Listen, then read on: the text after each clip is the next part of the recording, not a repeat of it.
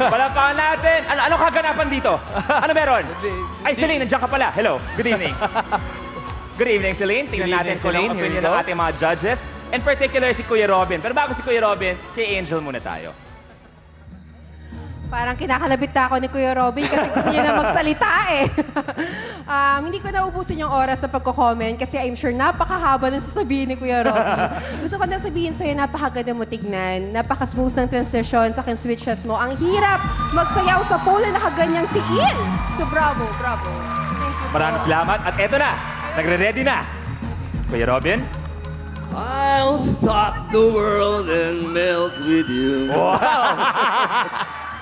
Alam mo, at sa mga nanonood, ang buhay daw ng tao, hindi daw yan nasusukat sa mga panahong humihinga tayo, kung hindi sa mga oras na hindi tayo makahinga.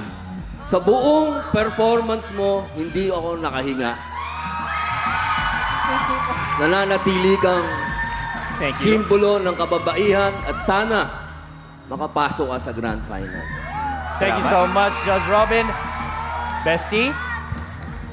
Girl, ang ganda mo. Habang nagpa-perform ka, ang daming lalaki ang panandali ang nagkasala sa mga asawa at sa mga girlfriends nila. Oh, hinihimas ako ngayon ni Robby na parang siyang unang tinamaan sa sinabi ko.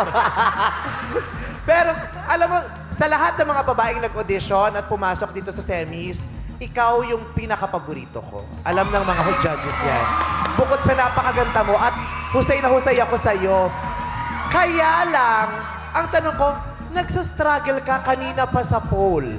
Parang hirap na hirap ka. Nung umakyat ka pa lang, hirap na hirap kang makaakyat. Sa sapatos ba? O, yung shoes mo ba ang problema mo? Parang, bakit? Ba't ka nagsastruggle kanina?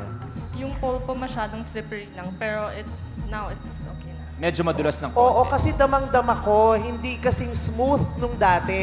Yung unang pinanood ko, sabi ko, ang galing because you were like making love with the pole.